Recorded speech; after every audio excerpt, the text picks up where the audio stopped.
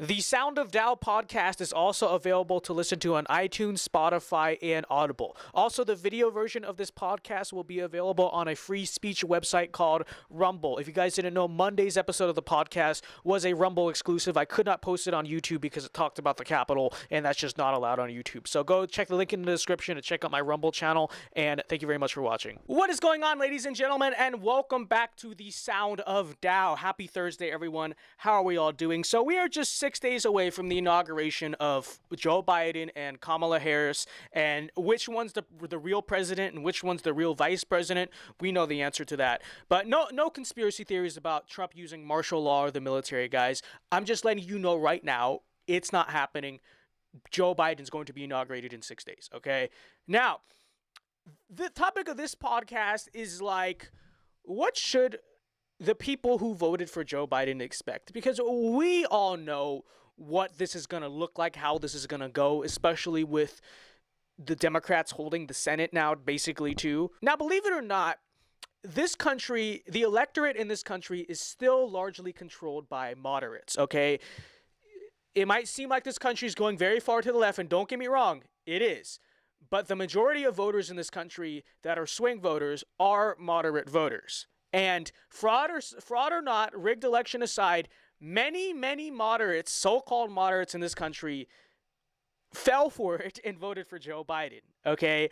And let me tell you right now, those people, because I'm not talking to the far left, okay? The far left is going to get exactly what they want out of this presidency, more or less. They might be kind of disappointed that Joe Biden doesn't go all the way at some places, but more or less, they're going to be very satisfied with this, okay? But the moderate voters who only listened to Joe Biden once the primary season was done and once Joe Biden started spewing out all this nonsense rhetoric about, I will govern for president for all Americans. I will unite America, guys. We're going to come together. All the people, not the brightest people, I'm going to be completely honest, not the brightest people, but a lot of people in this country that fell for that rhetoric, like, folks, you are in for an incredibly rude awakening, okay? And again, fraud or not, fraud aside, it is a reality still that many people in the suburbs who voted for Trump in 2016 went for Biden, okay? Largely going for Biden simply because they don't like Trump, okay? You don't know how many people, suburban people I've talked to this election cycle that said, look, I would vote for Trump if he just calmed down the rhetoric and calmed down the personality, okay? I actually think Trump is a better guy on policy than Biden. And I would look at these people and be like, then why the hell don't you vote for Trump? But this is what it is. Many people in this country, again, I'm not saying there wasn't funny business in this election, because I definitely believe there was. But still, like, we're talking about organic votes now. Many people in this country genuinely fell for Biden's crap, number one. And number two, could not put their personal animosity for Trump aside, and simply because of that, voted for Joe Biden, okay? Like we all said, almost everyone that's voting for Joe Biden is not voting for Joe Biden. They're voting against Trump, okay? We said that during the election. It was true on election day and election month. Sorry, I should say election month. And it is still true now. And now, I was telling people, I literally did a show back when I was doing my weekly show. I said, guys, I know some of you don't like Trump, okay? But deep down, you know who is better for the country, who is better on policy. Please, for God's sakes, for the country's sake, put your animosity for Trump aside and vote based on policy, not on personality, okay? Personality is the single dumbest reason to vote there possibly is. And many people in this country simply could not do it, okay? And now they're going to pay the price for that. Not from me, but from the guy they voted for themselves, okay? Listen to me.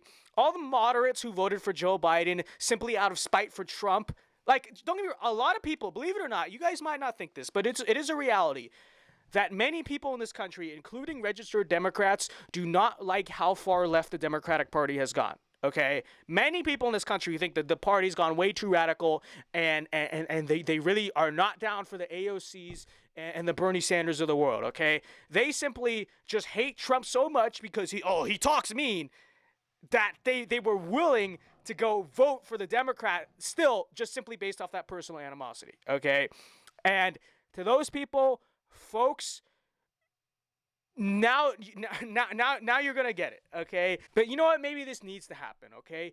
Maybe people in this country genuinely do need to be taught the lesson of, hey, maybe when I go out to vote, I should stop listening to the idiot rhetoric of politicians like Joe Biden, because don't get me wrong, Joe Biden crafted his rhetoric extremely, well, not Joe Biden, but the people handling Joe Biden, they did a good job of crafting his rhetoric during general election season, okay? Because the guy, Joe Biden, he didn't even talk about his plans or what he was going to do or what he actually believed. That was for a reason, okay? That was for a reason. Because he didn't want the focus to be on him. All he wanted to do is go out and utter these vague platitudes about, I'm going to unite America. I'm going to govern as president for all Americans. And mainly just shift the blame on Trump. Oh my God, look how mean Trump is, guys. And look how nice I am. I'm Uncle Joe, okay? And so many people fell for it. Genuinely, so many people fell for it. And I'm so ready to sit there and say, I told you so, when these people get buyer's remorse, okay, for their president. And quite frankly, it's almost what we need as a country, okay? Because conservatives have been trying to warn everyone about what these people are going to do once they get into power for like the last decade. And just no one has really bought it. No one has seemed to really believe it. Well, now here it is, folks. The moderate people in this country, of which make up most of the electorate, those of you who voted for Joe Biden and really thought he's going to unite America. Guys, look, the theme of his inauguration is Unite America. How could he not possibly unite America? You folks, I hate to say it. I hate to say I didn't tell. I don't hate to say I told you so, because I did tell you so. But you're in for a rude awakening. Okay, the people who voted for Joe Biden thinking he was going to unite the country, and guys, I won't have to check Twitter and worry about what my president is saying. I'm just telling you right now, he ain't going to unite anything. He ain't going to unite jack, okay? Because unity means actual unity. Not just, all the liberals are happy now, okay? Like, that's what unity seems to mean to the Democratic Party. Unity means once we send all the Trump supporters to the gulags, then we can come together as a country because we all think the same. But guess what, folks? I hate to say it, but we Trump supporters, we conservatives are not going to the gulags, okay? We refuse, okay? And so what you're going to have in this country is not unity. In fact, the political divide, folks, I hate to tell you right now, the political divide is only going to get worse, okay? So for the people saying, I'm going to vote for Joe Biden because he has the right rhetoric that will calm this political divide, rhetoric doesn't heal divide, okay? Nor does rhetoric create divide. Real social conditions that Joe Biden's only going to make worse because the guy doesn't have a clue what he's doing when it comes to, for instance, the economy, which is a healthy economy is usually what brings together a country and heals polarization, okay? What actually creates divide in this country is not Trump's Twitter. This country is divided by deep ideological and social factors that make people angry at each other. So Joe Biden getting up there and saying, I'm going to govern as president for all Americans, is not going to do anything to unite the country, because it's not the reason the country is divided in the first place. And yet so many people bought his idiot rhetoric about how he's going to unite the country. Notice the theme of his inauguration is quote unquote unite America. And yet Donald Trump, the guy who like half this country supports, is not even coming to the inauguration. Okay, and listen, I don't think Trump should come to the inauguration because I don't think that idiot Joe Biden deserves it. But how can you say you're going to unite America while literally right now supporting Donald Trump's impeachment on Twitter, okay? They act as if Trump is this outcast guy that like 10 people in this country support, when in reality, no. About half the country is on board with this guy, okay? And you can't just unite the country while totally ostracizing this guy and trying to kick him out of politics. Like, no, that's not going to work. So you're not going to unite the country. And Lord knows the economic conditions in this country are only going to get damn worse under Joe Biden's moronic leadership. And guess when countries usually go to civil war? Guess when countries usually get really divided? It's not when things are going well. It's when things are going poorly, okay? And many of us deep down know that things are going to go pretty poorly under this administration, especially with Democrats holding all the chambers of government, okay? So what you're going to see in this country is like the opposite of unity. Like, you think things were polarized under Trump? Oh boy, you guys are in for a rude awakening, okay? But you know what? I can't say I didn't tell you so, and maybe we need something like this so that all the moderates in this country finally wake up and realize who's really in charge when you elect a so-called moderate Democrat president, and when you give Democrats the control of all three chambers of government, okay? Because maybe with Republicans holding the Senate, they would have been able to obstruct a lot of Joe Biden's further left policy, and then so that way, people like the country doesn't go to total hell. But you know what? It's not going to happen now. So guys, here's the deal: we're going to have 2 years before the next midterms. I don't root for the country to fail, but just knowing what's going to happen, okay, knowing how this is going to go, it's just me making my predictions, not saying I want it to happen, but knowing how this is going to go. I, at the very least, hope that the silver lining, the nuance out of all of it, is that some voters in this country learn their lesson. The people in the suburbs that decided not to vote for Trump simply because they hate his rhetoric, well, maybe now you realize when your taxes are raised, when your streets are full of criminals, and when your country's economy is stagnating to complete crap, and they've taken your guns so you can't even defend yourself against the violent mobs showing up at your door, maybe then, finally, people will realize, hey, maybe I should stop falling for dumb establishment politician rhetoric like that, okay? Maybe I should stop believing the Democrats when they claim to be moderate when they're really not, okay?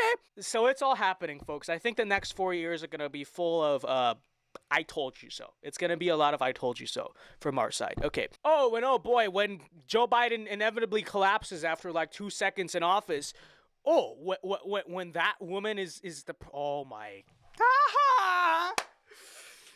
then, oh my, it's going to be full of I told you so's, okay?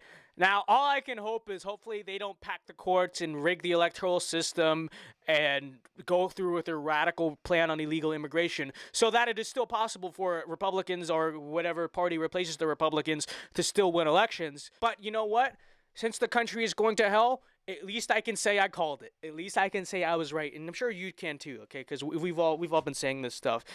It's gonna be a damn mess, okay? So, folks, our side that doesn't need to be woken up and already knew what was gonna happen as a result of this, sit back, turn on "We Didn't Start the Fire" by Billy Joel, and let's just, I guess, you know, watch the country go to hell, because I don't know what else we can do, and you know, make sure you load up on I'm not going to say the word, but you know what I'm talking about. Make sure you load up on like that stuff, especially now before Joe Biden gets in office and tries to ban it. Okay. Because I'm not saying anything. I'm just, you know, okay. Anyways, guys, shorter podcast today. I just wanted to say that, okay, because I warned everyone what was going to happen when these people are in charge. They didn't listen to us. Like, yes, there was some funny business in Atlanta, Georgia, and Detroit, Michigan, but still, if people really listened to us, we would have won so big that it was impossible for them to even mess with it, okay? The reality is a lot of people in this country fell for their crap, and now we are all going to face the consequences, but I hope they're watching. I hope they are paying very close attention to everything that's about to happen in this presidency so that, you know, they learn their lesson. They learn their lesson because I guess that's the only way to do it. We tried to warn them. We tried to tell them the peaceful way, the way of don't send a country to hell, just know what's going to happen, and people didn't listen.